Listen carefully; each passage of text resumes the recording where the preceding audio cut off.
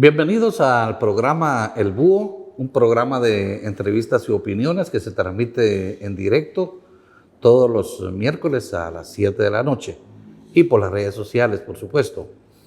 Esta vez queremos conversar un poco sobre lo que pasa en Guatemala. Lo más reciente, lo que mueve la información en estos momentos gira alrededor de una solicitud que hizo al Ministerio Público al juez Jimmy Bremer para que inicie una investigación sobre 9 periodistas, un columnista y 8 redactores de prensa, a quienes se señala de obstruir la justicia a través de sus publicaciones. Ya ha habido muchos pronunciamientos en contra de esta acción porque se dice que irrespeta el artículo 35 de la Constitución de la República y no se siguen los procedimientos establecidos por la Ley de Emisión del Pensamiento. Entiendo que se evade acudir a estos procedimientos legales inventando otro tipo de delito, que es en este caso el de obstrucción de la justicia. Es muy parecido al caso de el periodista José Rubén Zamora.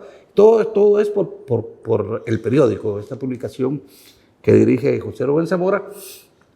En el caso de José Rubén Zamora se le señala de lavado de dinero, pues, que es un delito también donde no se aplica pues, la Ley de Emisión del Pensamiento. De manera que muchas entidades de prensa se han pronunciado en contra. La Asociación de Periodistas de Guatemala ha emitido varios pronunciamientos. Se entrevistaron con los personeros del Ministerio Público y la Fiscal General y se hicieron los planteamientos correspondientes ahí. Y luego todas las entidades de prensa se reunieron y también se pronunciaron a este respecto.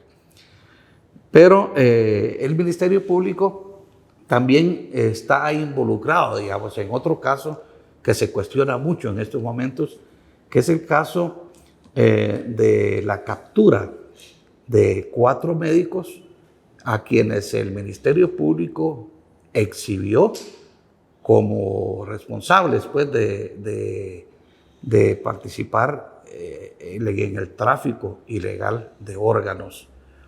Este caso pues, ha causado también fuertes pronunciamientos de varios gremios relacionados con la medicina y existe pues una denuncia de que estos médicos son médicos profesionales íntegros, como lo señalan estos pronunciamientos, y que esa acusación es una acusación donde además se viola la presunción de inocencia, porque son presentados a los medios incluso esposados, y los medios les tapan los ojitos nada más a los médicos, pero en todo caso se escandaliza, ¿verdad?, sobre un delito no probado. Y aquí también hay que decir que algunos medios también pecan de un amarillismo, un sensacionalismo, cuando presentan las primeras informaciones y exhiben como delincuentes a estos 4 médicos. Hay muchas protestas por esta acción y en estas últimas horas, digamos, ha bajado un poco el señalamiento. Incluso un juez ya les dio una medida sustitutiva, porque al parecer, pues incluso en la opinión pública existe la sensación de que estos señalamientos son pues un tanto equivocados, burdos y no corresponden realmente. Pero este es un caso,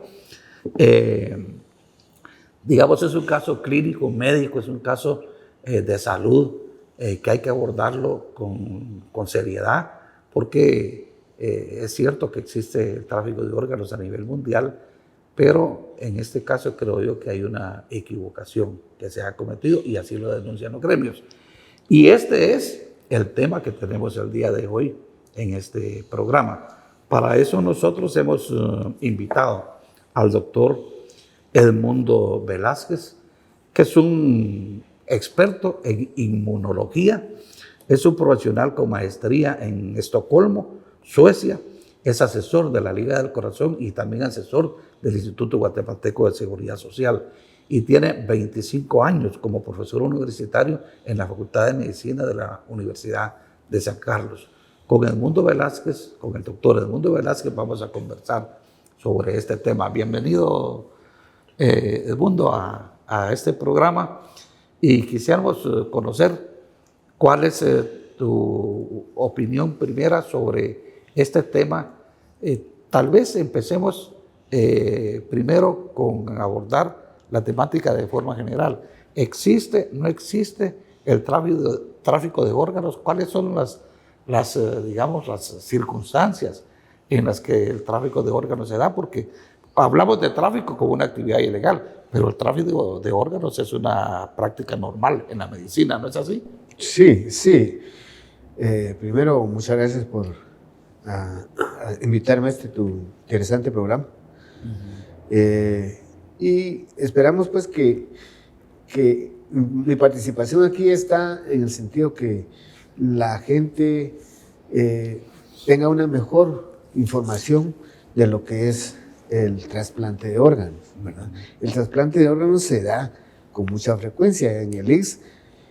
Ya casi, no estoy seguro si ya llegamos o sobrepasamos los 1000 trasplantes de riñón.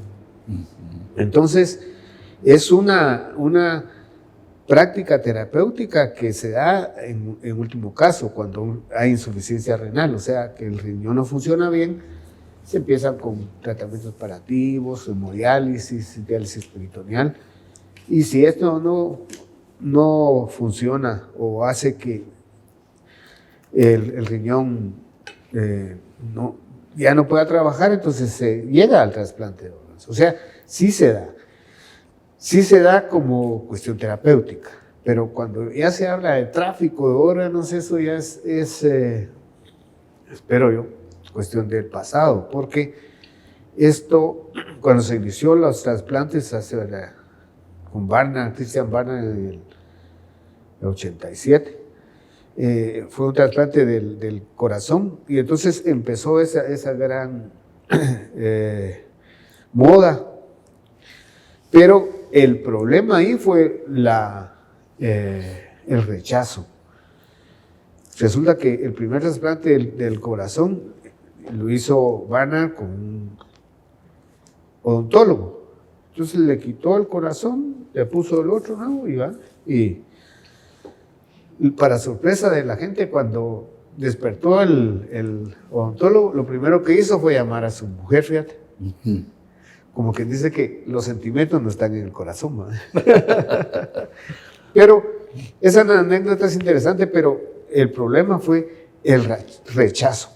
Resulta que la respuesta que el corazón tiene no solo el corazón, sino el sistema inmune a lo extraño, está codificado desde el nacimiento. Entonces nosotros nuestros tejidos, nosotros los conocemos, entonces el sistema inmune va circulando por toda la sangre viendo lo que es extraño, lo que no conoce. No sé si se puede utilizar el no conoce, sino el que no es compatible, ¿no?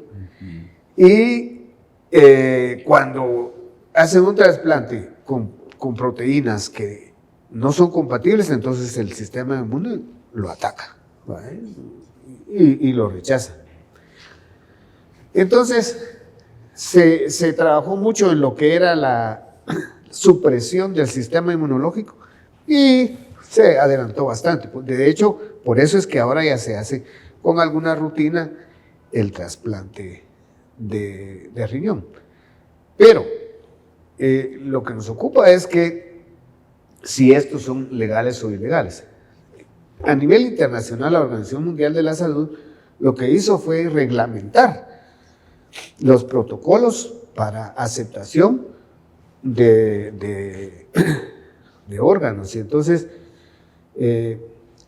existe lo que se llama el conocimiento, el reporte de conocimiento informado. O sea, nosotros cuando vamos a operar a una gente le decimos, mire, pues, le vamos a operar y le vamos a hacer esto y usted firme aquí. Entonces firma, eso se llama conocimiento informado. Y también para el trasplante, le vamos a quitar un órgano, va, reporte de conocimiento informado. Pero también el receptor. El receptor debe tener, dentro del protocolo debe tener un documento que diga que el receptor, al que le quitaron el órgano, lo hicieron de buena manera, o sea, lo hicieron legalmente, lícitamente. Porque si no, el que recibe el órgano recae en ilegalidad. Por eso es que eso está regulado a nivel internacional. Y ese tipo de regulación fue lo que hizo que disminuyeran lo que se llama el trasplante de órganos de manera ilícita. O sea, ya prácticamente no existe trasplante. Prácticamente, digo, porque como esas cosas son bien complicadas, ya no existe lo que es el trasplante ilegal. ¿Verdad? Bueno, gracias, buenos días, gracias por la invitación, Byron, doctor Edmundo. Bueno, sabemos de que, pues como usted lo comentaba, a nivel internacional, pues existen algunas regulaciones de cómo poder desarrollar estas actividades en cuanto al trasplante de órganos, y pues que es una actividad que apoya mucho y que ayuda a la vida humana. Sin embargo, ¿qué me puede decir usted acerca de la legislación que existe aquí en Guatemala en relación a este tipo de actividades? Puesto que, por ejemplo, en países como Bélgica, Suecia, Australia y Japón, pues hay algún tipo de libertad en cuanto al trasplante de órganos, en donde las personas pues pueden desarrollar algún tipo de, no le podemos decir negocio, sino de trato, en el que si yo necesito un órgano o yo puedo donar un órgano, pues puedo hablarlo con la otra persona, la receptora que usted comentaba.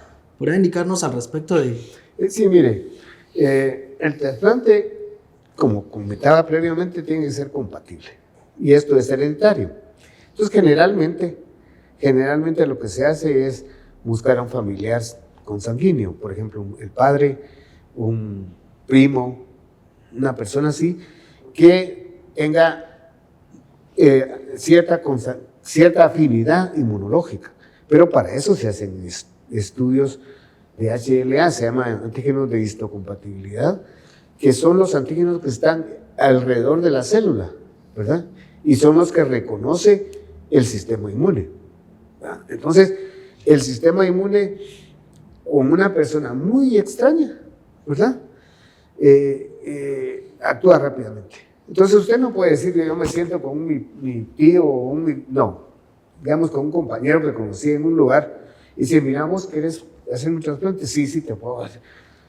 Porque el sistema inmune es muy específico y entonces se da en rechazar el órgano, como decíamos al principio.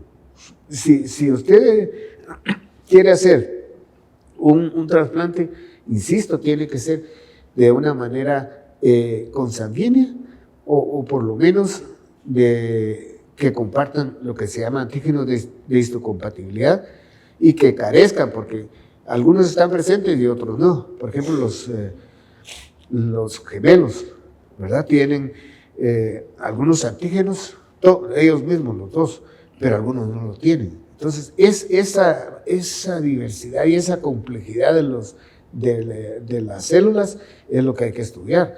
No puede uno con su cuate ahí decirle, mira, vos vas a donar un riñón, así como usted lo plantea, no es así. Tiene que ser un estudio muy complejo. Eso es muy académico, muy científico. Sí, aquí está regulado, me parece que se emitió una ley hace algún tiempo. Perdón. Y toda persona puede donar sus órganos, ya sea en vida, digamos, en el caso de un riñón puede ser trasplantado a otra persona si reúne las características que vos señalas. Sí, mira, lo que pasó, o ya que recientemente se han utilizado medicamentos que disminuyen la respuesta inmune. Y entonces, la ciclosporina, por ejemplo, entonces, se dona o se trasplanta un riñón, pero se le ataca al sistema inmune para que no lo rechace. Y es una situación muy compleja. Incluso se tiene ya, incluso en el ICS se tienen trasplantes de cadavéricos. O sea, muere el paciente, le quitan el riñón y se lo pasa a una persona viva. Pero entonces aquí vienen las cuestiones bioéticas, cuando ya se murió una persona. Pero tiene que haber un consentimiento previo en vida de la persona. En eso es así. Eso no es excusable, es el consentimiento informado. Sí. Digamos, si alguien quiere donar órganos, pues hasta películas hay eso. Sí. No, y toda persona puede establecer en vida que sus órganos pueden ser dados en donación, digamos, sus ojos, sus riñones, lo que sea. Sí, yo creo que nosotros hemos quedado un poquito rezagados en ese sentido, porque en otros países sí la donación de órganos es como común y tienen registrado a las personas, que hay unas listas, ¿verdad?, de las personas que son receptoras y que necesitan trasplante, pero también se necesita que el donador haya donadores, y por eso hay hasta campañas publicitarias donde dicen donen sus órganos y todo eso. Aquí en Guatemala no lo vemos todavía, pero algunas razones han de haber. Doctor, ¿usted podría indicarnos, por ejemplo, aquí en Guatemala, si existe algún mecanismo para las personas que nos están viendo, para poder uno donar sus órganos? ¿Qué mecanismos legales pueden existir?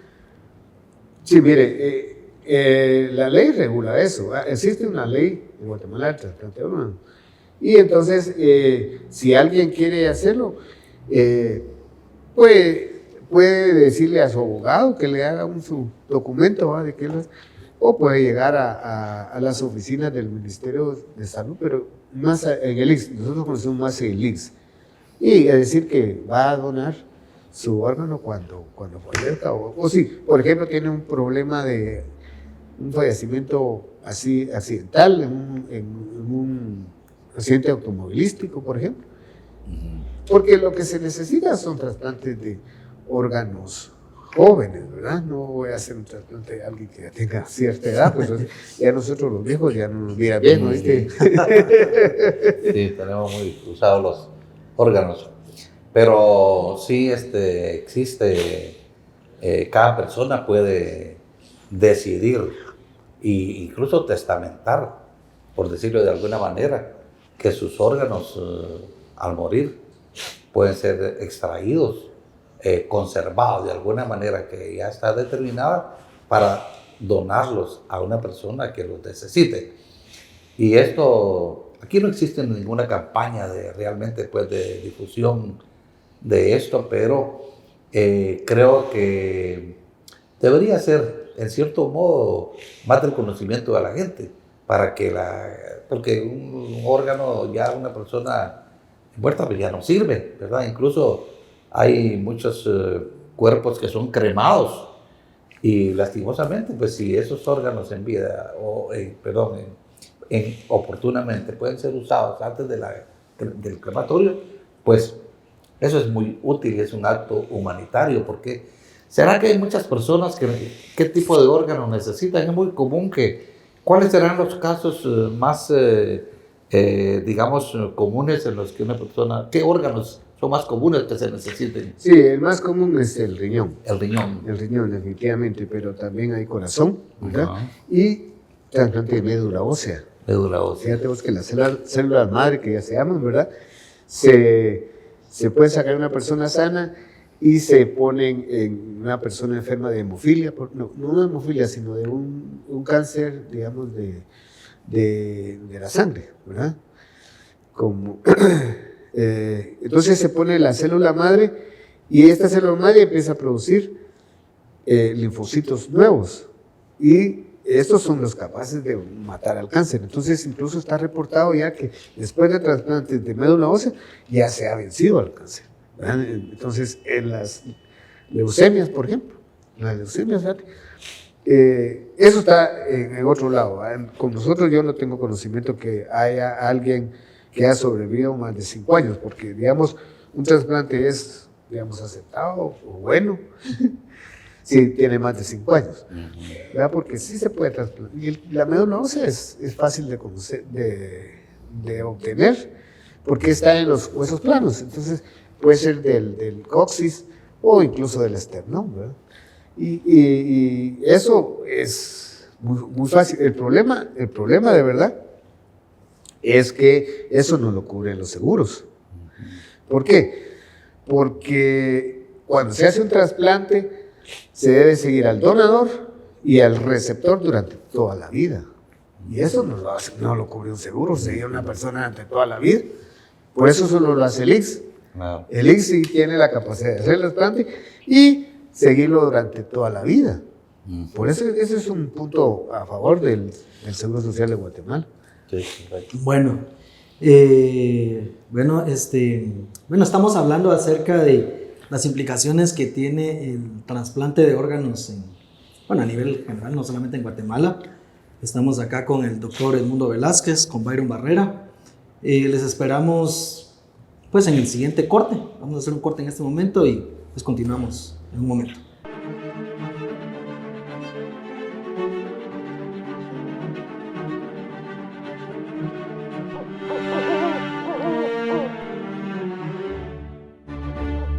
Soy Walter Hernández de su noticiero Más Noticias San Juan Zacatepeques, invitándole a sintonizarnos todos los días en los diferentes horarios, 7 de la mañana, 12 del mediodía y 8 de la noche, con noticia internacional, nacional, local y deportiva. A través de Más TV, un canal que suma. Soy Gena Ramírez y te acompaño los días lunes y viernes a las 7 de la noche con lo más emocionante del deporte nacional e internacional en escenario deportivo por Más TV, un canal que suma.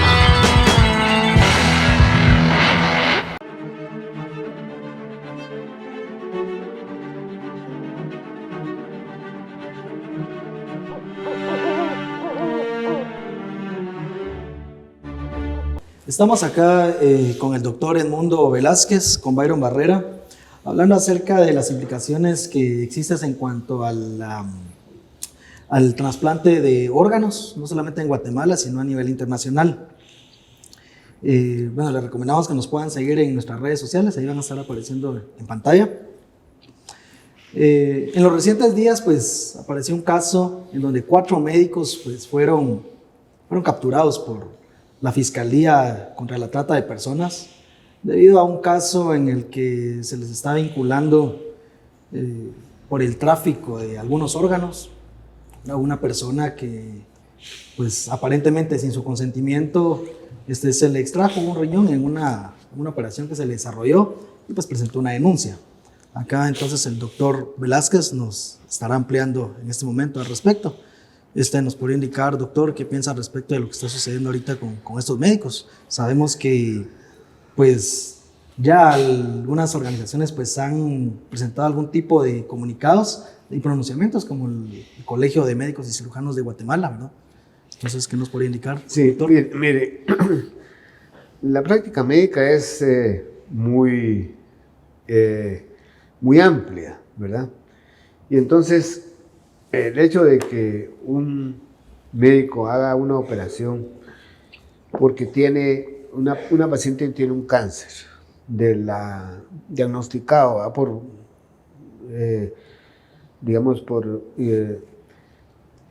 Se llaman marcadores tumorales. El CA19 es el marcador del cáncer de páncreas, diagnosticado por ultrasonido, por radioensayo y todas las técnicas. Ya se dio el cáncer del páncreas, va. Pero el páncreas está arriba del riñón. Por eso se llaman glándulas, esas son las glándulas suprarrenales. Entonces el páncreas está cerca, ¿no?, del riñón. Entonces, ¿qué pasa? Si hay un cáncer de páncreas que se está ampliando, cualquier cáncer, viene un cirujano, abre y tiene un montón de siembras, se llaman metástasis. Entonces lo que hace es, ya no, abre y cierra. Esos casos se han dado. Pero ¿qué ocurre cuando hay un cáncer, digamos, de páncreas?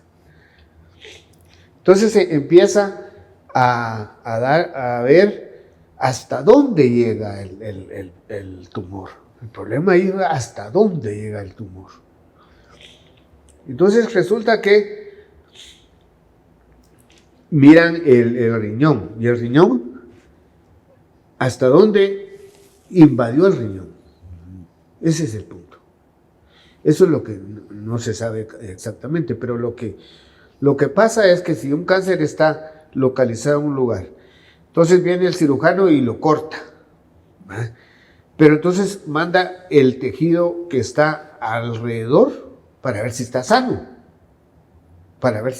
Porque si usted corta y dejó tejido, canceroso, entonces de nada le sirvió hacerle la operación. Entonces el patólogo le tiene que decir hasta dónde tiene que cortar.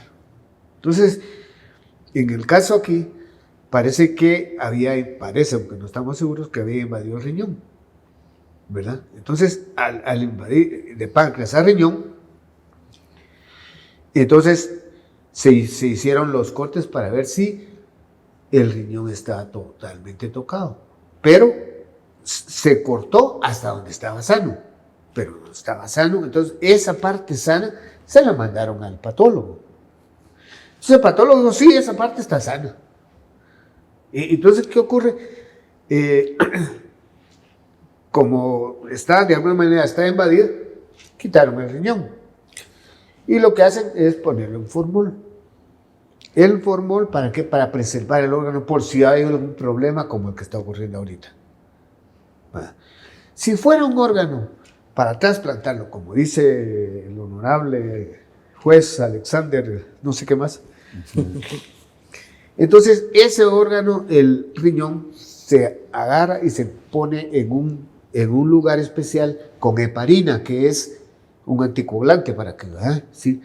no se coagule en todas las partes. Entonces, además sin hielo, para que el metabolismo disminuya. Entonces, si fuera un órgano para ser utilizado, se agarra el riñón y se pone en ese lugar y ahí se traslada al receptor que tiene que estar listo en menos de 4 horas. No es que yo agarre un riñón y diga, bueno, ahí viene, tengo un riñón aquí en el refrigerador y lo vendo a ver quién da más. Eso no puede hacerse así. Eso es, con todo el respeto, es un desconocimiento del fiscal de lo que es el trasplante de órganos. Porque no solo se quita el riñón en el momento y que tiene que trasplantarse en un momento determinado. Además, el riñón debe ser viable. El artículo 4 de la ley del trasplante dice que el riñón debe ser viable, debe ser bueno, pues, un buen riñón, no para un riñón malo, ¿de qué me sirve? Pero es que el riñón viable se maneja en gente joven otra vez, ¿verdad? Cuando usted va a donar sangre, le dicen ¿cuántos años tiene? ¿Tiene más de 55? Usted ya no está apto para donar sangre. ¿Por qué? Porque mientras uno avanza en edad, provoca muchos autoanticuerpos, se llama. Produce anticuerpos contra sí mismo. Y entonces, cuando usted hace la transfusión, le ataca a las personas con esos anticuerpos que se ha creado de una manera natural. Pues igual en el trasplante. ¿Cómo va usted a agarrar un riñón de una persona de 62 años? 68, yo parece que tiene esta señora. 68. Es inviable. Eso es ilógico. ¿Qué le pasa a estos mis honorables fiscales? Dos cosas. Sí. ¿Va? Que el riñón no se preservó para trasplante, porque lo pusieron en formol. Ya en formol ya no sirve. Ya no sirve. ¿Para qué va a ser trasplante? O sea, hay un protocolo para manejo de un órgano para trasplante. Pero como era patológico, lo agarró y lo metió en el formol. Entonces, viene el honorable fiscal y dice, secuestramos al riñón que iban a trasplantar, pero si estaba en formol.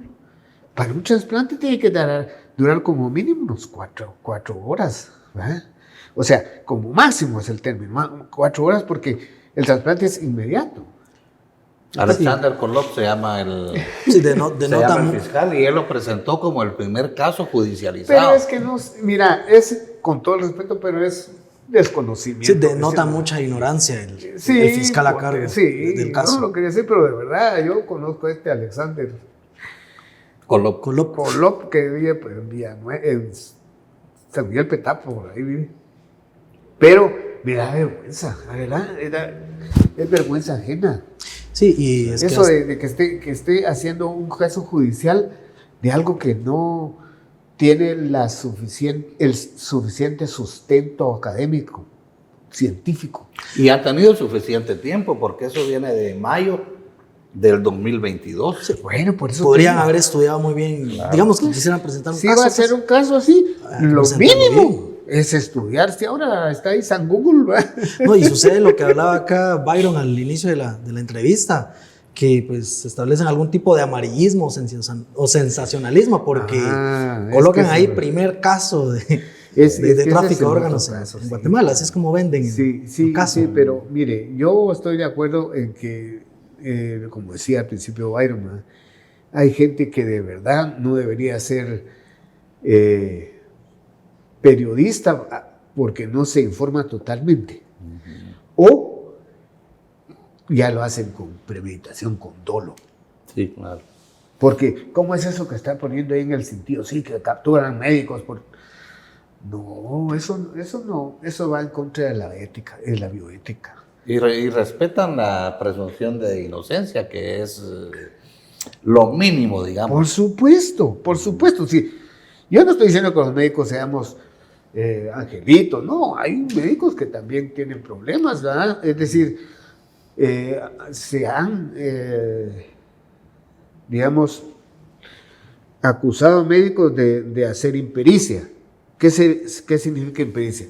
Que usted es especialista, por ejemplo, en el corazón y empieza a hacer cirugía de mama. Entonces está haciendo impericia. Usted para practicar la medicina tiene que estar certificado en un área y no puede meterse a otra. El problema es que nosotros dicen médico y cirujano, entonces piensan los muchachos que ser cirujano hace uno cualquier cosa, pero eso no es así.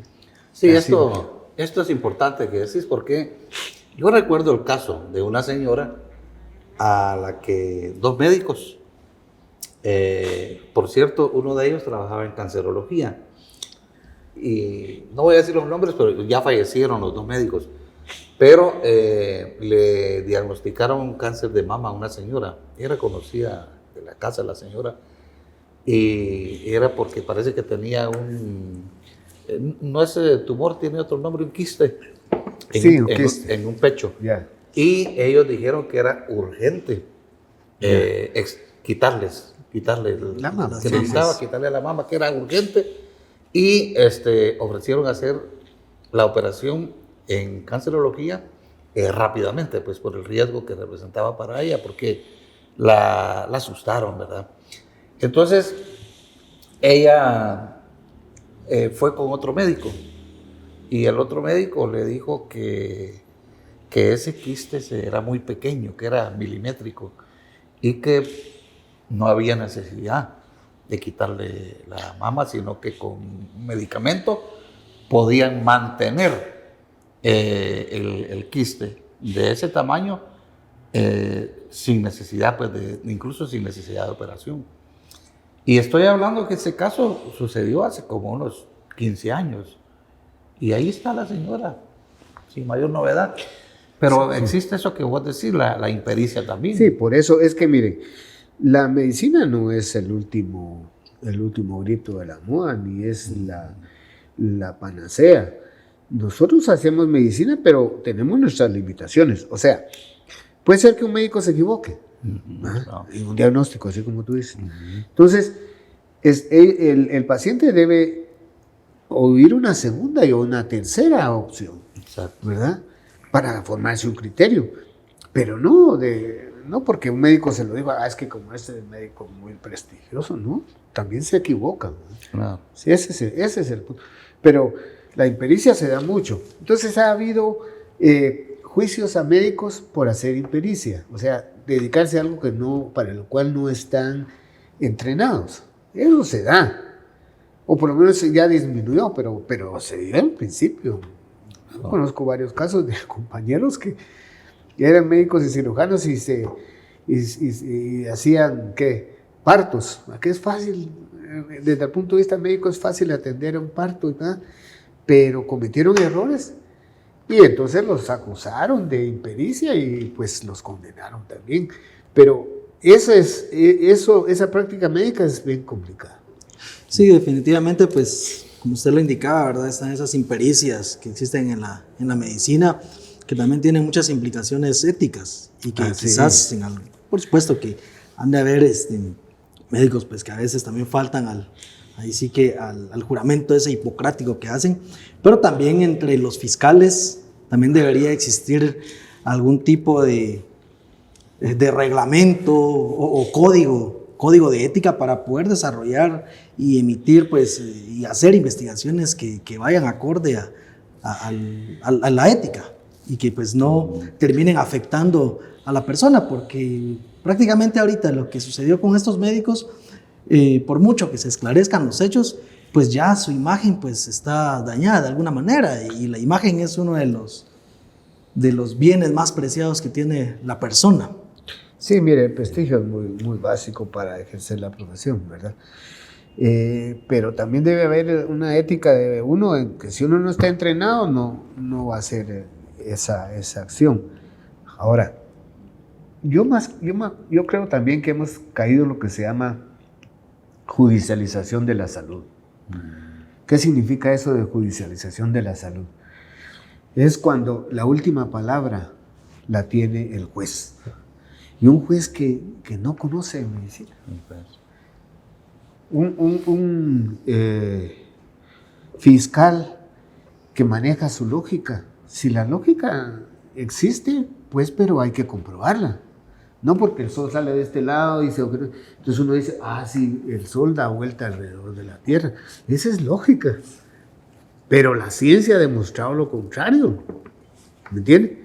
Y entonces, lo que debe hacer un fiscal o un juez es por lo menos asesorarse de alguien que sepa, por lo menos, pero no hacer esas barrabasadas que está haciendo el Ministerio Público.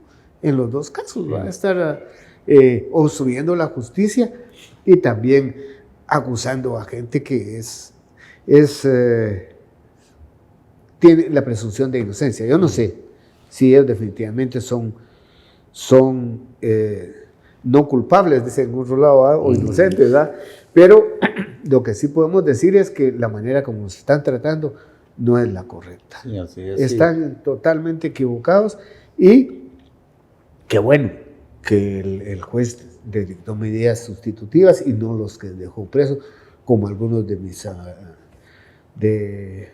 los casos que tenemos con los periodistas o con las juezas, ¿verdad? Por ejemplo, lo que planteas tú, ¿verdad? De José Rubén Zamora, ¿no? ¿Verdad? De la abogada aquella de Quetzaltenango, ¿cómo se llama? Que la tienen ahí como La Parra. Sí, Virginia La Parra. Virginia, ¿cómo es posible que...? Eso lo que demuestra es la poca ética del sistema judicial, que se está como vengando de los jueces que trabajaron en contra de la corrupción. Esa ética, eso debería manejarlo incluso el colegio de abogados, pero... No, y que también faltan, ahí sí que, también no solo faltan a principios éticos, sino también algunos legales, porque también se exceden en cuanto al asunto de la prisión preventiva. O sea, afortunadamente, pues como usted dice, a los médicos pues les brindaron medidas sustitutivas, pues ahí están con su familia ahorita mientras se esclarecen los hechos, pero con otras personas pues no ha sucedido lo mismo. El concepto es la judicialización de la salud. La judicialización. Mire, yo aprovecho para Yo hice un estudio aquí de lo que es la judicialización de la salud en Guatemala, ¿verdad? Y por eso me gustaría que lo estudiaran, sobre todo los abogados, ¿verdad? ¿Cómo es que se está judicializando la salud? No puede ser posible que el juez tenga la última palabra y es decir cuál es el medicamento o cuál es el procedimiento que se debe hacer respecto del médico. Eso no puede ser así. Hay que recomendarle al fiscal Alexander Krop que lea este trabajo. Que lea ese trabajo. Pero miren, ¿no? antes de todo quisiera yo decirles que queremos agradecerle a la señora Paola Mejía de Prado, que nos obsequió estas lindas tazas con la publicidad del Búho, opiniones y entrevistas, y que muy gentilmente nos las envió el día de hoy por la mañana para que las estrenáramos en el programa de hoy. Muchas gracias, Paola. Estamos. Bueno, pues continuamos acá, ¿verdad? Siempre hablando de este tema de coyuntura actual y cómo es que pues ha afectado bastante a las personas, ¿verdad? Y precisamente a las familias de estos médicos y al gremio de médicos y cirujanos de Guatemala. Pues les agradecemos por habernos acompañado nuevamente en un programa más. Los invitamos a que nos puedan seguir en nuestras redes sociales. Gracias, doctor Velázquez. Gracias, Byron. Hasta pronto. Muchas gracias, Ronnie. Muchas gracias.